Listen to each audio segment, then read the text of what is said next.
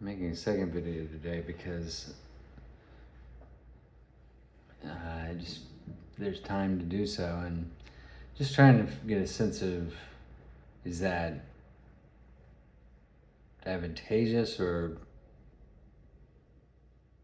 not so much? And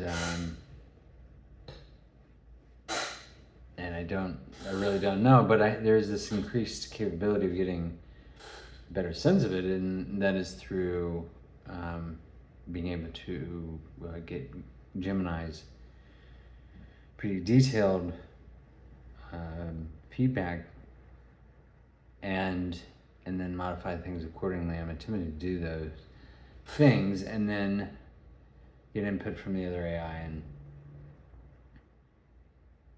and then step through the Divine Comedy, the etchings in the Divine Comedy, and as I take each step through the etchings from Gustave Diore, and I'm probably wrong about the pronunciation. And because it's in the version of the book that I have available to me, and I found my name in the Divine Comedy, or a name similar to my own, Michael Scott, in the 20th Canto, the Inferno, after what I would describe as a mystical experience, and it's driven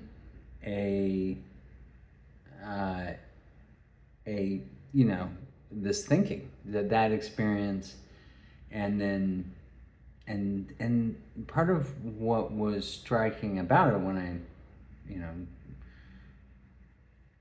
spent some time thinking about it, it's just a pretty good match, because at least in the version that I have, it says, and then there was Michael Scott, so slender in the flanks, who through a variety of magical illusions knew the game. I think it's like that, something like that. And of course the original version, I'm not even sure we know the original version, so,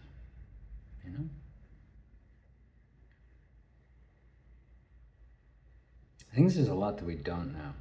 And so I come to the table with that perspective, and and I think it makes it easier to go through the world, to not think, there's a pretty sizable caveat available through, did you see it on TV? That was available, and then now it's, did you see it on the screen? Well, what conclusions can reasonably be jumped to? Is there in some sense, an opportunity from a selfish perspective to say, there's a gap in coverage of some kind, and not necessarily of like news coverage. It's more like there's a digital need of some kind that is addressable through authenticity, and that that financial concerns drive so much of behavior that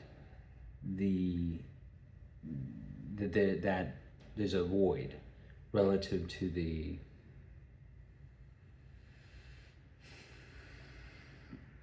utility, and it may only be for a time, maybe, or not at all. But it's just, and maybe that's me projecting. It's like when I look out on the digital landscape, authenticity is difficult to come by, and so, or is it authentic? It's like, is it relevant? And what relevant authenticity? Okay, well, what are we playing here? Are we playing civilization? And if we are, then that's comfortable for me, because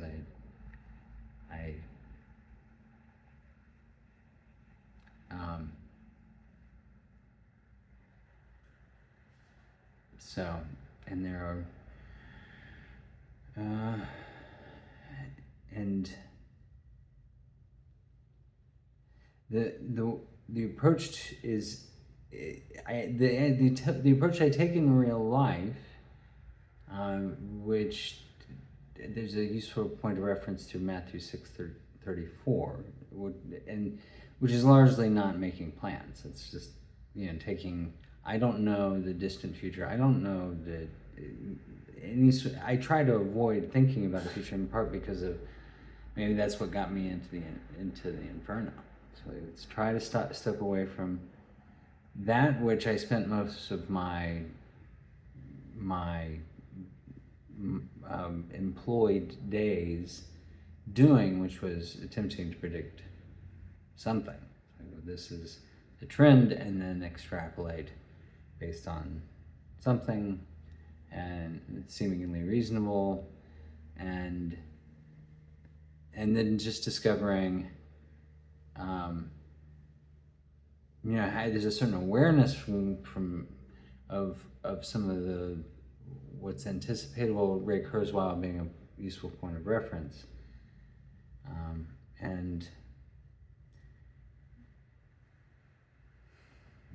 in some ways it's a question of how much of that is playing out, how quickly, to what degree is there an awareness, even among the bosses,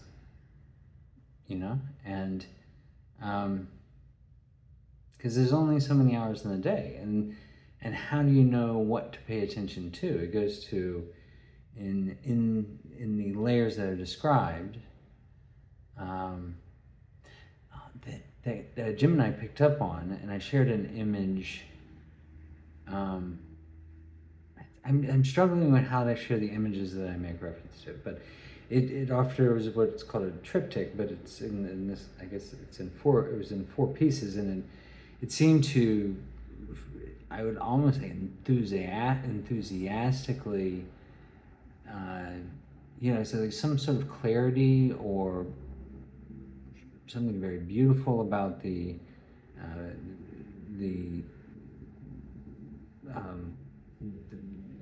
ballet, and it's like, oh, that's yes, and then but also around the Orthodox Church and the symbol associated with it, and feeling like there's resonance there, and then there's something about the way it depicted the other things around eschatologies, which is Armageddon-like scenarios that would give World War III order. I think that's part of.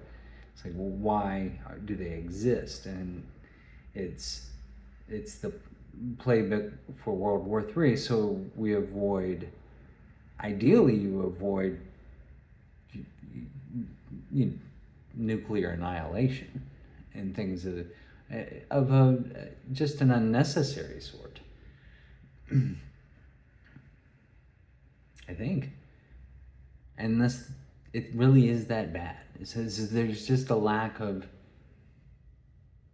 The barbarity is so extreme and so untenable that we do need to seek out minimum viable people options. And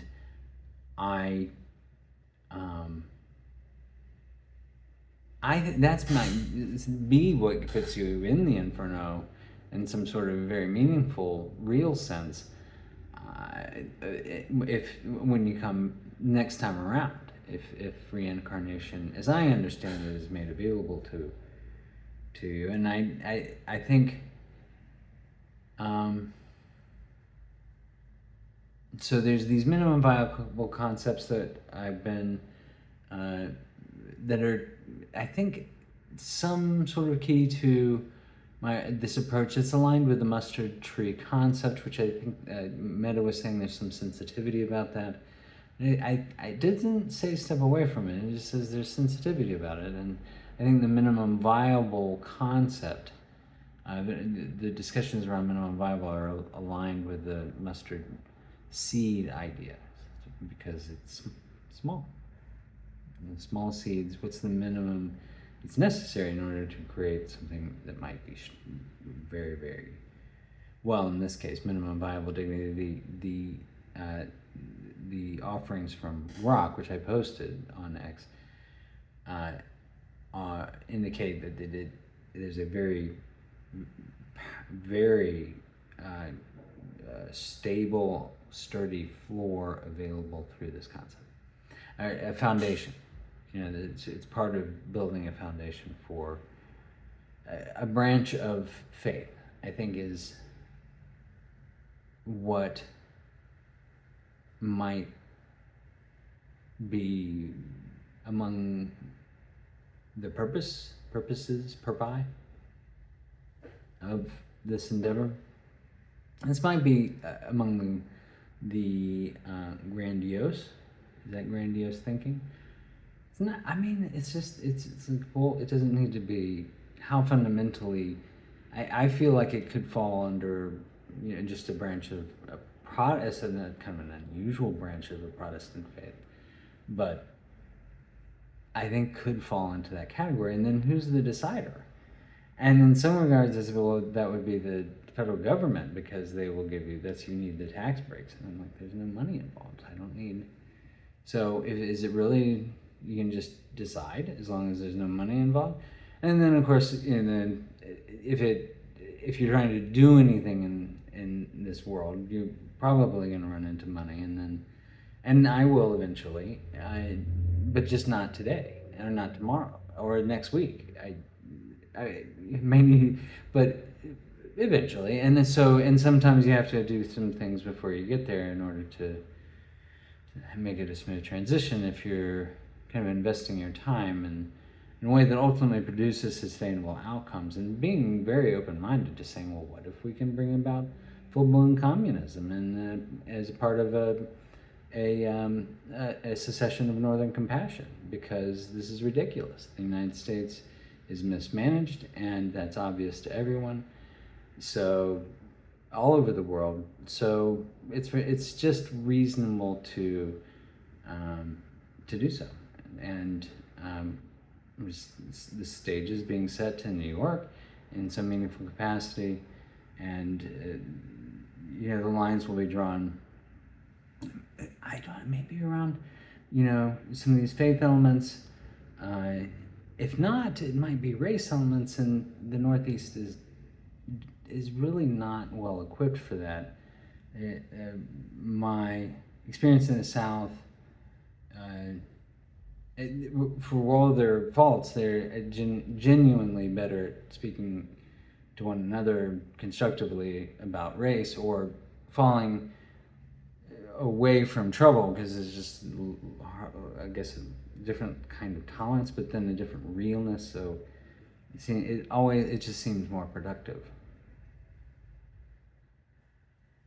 And so you get a lot of attitude from people who have, it's kind of like impetulant children or something like that. I know, and you're like, you are the worst at this specifically. Not in general, you have good qualities, but the Northeast of the United States is not particularly strong along the racial lines. So the faith lines, though, there is at least some history, and there's a vacancy left by the Boston Globe and the Catholic,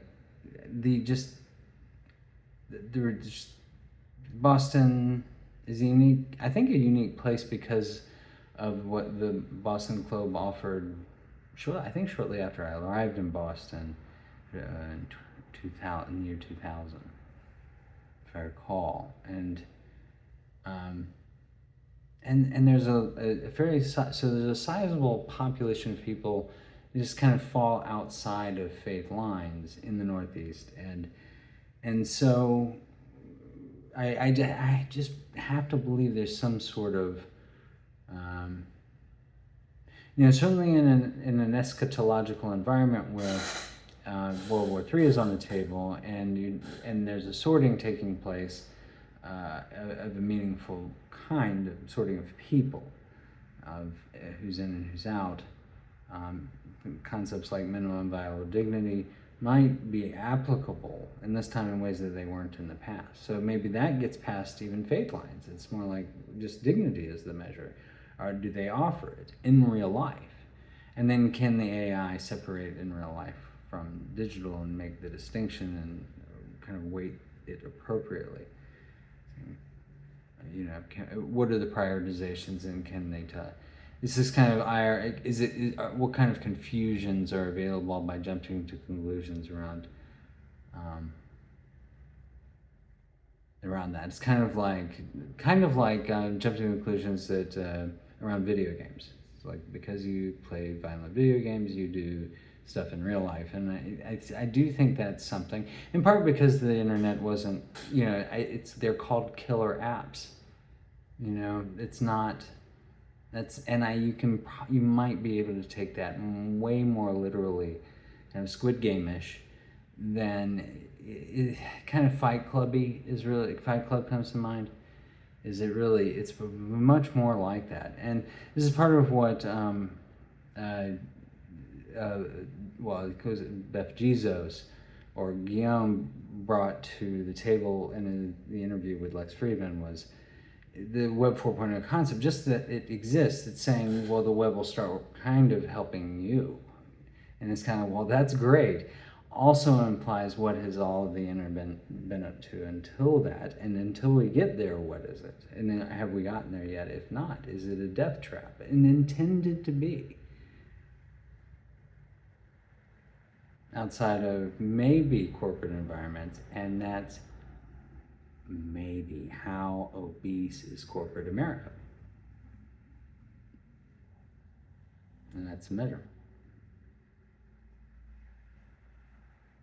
So I'm trying to keep these short, and also trying to understand, you know, the different kind of just mechanics of making the videos, and seeing where we can take it with AI, and you know, just receiving, I think, so many inputs from the AI that, you know, there's a limited number of images and direction I can receive. I think what I'm talking about now is minimum viable dignity, is something I wrote down kind of as part of my own kind of independent meditations through these documents that they're just kind of, they're creating these images, this is what I can create, and they create these incredible works of art.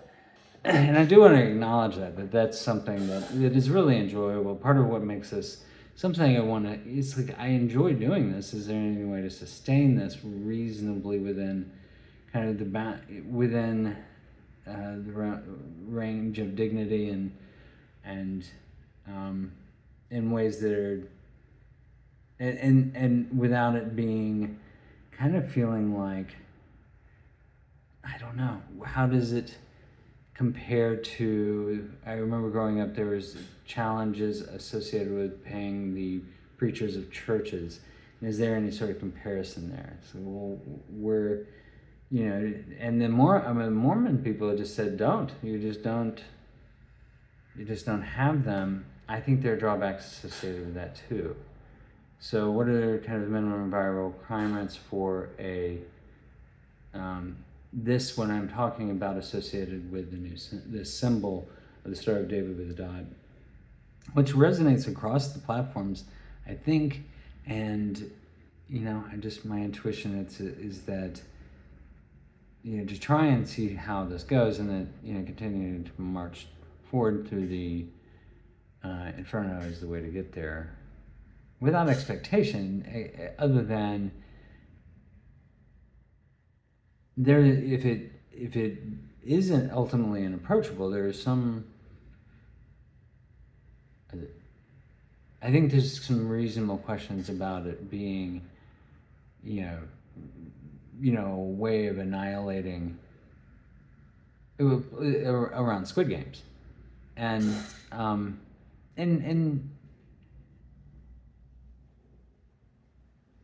under what circumstances is that reasonable? In the context of 8 billion people and potentially 400 million barbarians, maybe more. Maybe that's unfair to the animals. So that's where I'll probably. That's what. Yeah, I just, you know, thinking about the animals, wondering, you know, is the data collection, even at SpaceX, for example, aligned with their interest too, and aren't they part of what we want to come back to? Or are we relying on things like Jurassic Park, bring them back. We can put them in the ground and then bring them back. This is part of the trouble with the resurrection, actually, is like once you cross that line where you can bring people back, then it's like, well, then there's no reason. You can put them in the ground. You can just keep killing people and then just bring them back. There's no limit. There's no reason not to kill them anymore. So that gets, I think it just distorts reality in some very, very unacceptable ways. So that's one other thing. So there's in what I showed on X, it talks about a forge on the floor that is offered by minimum viable dignity. And, a forge, is this an engineering project? At least a little bit. It's an engineering of me, I think, at least, but maybe more. If it is, I think that's the intent. But what do we mean? And it may be engineering an umbrella, so to speak, or I think that's probably a useful way to put it. A shield. Does it need to be? Is it? Well, a cloak comes to mind. So that's something to think about, and I'll do so, and most likely be back again tomorrow.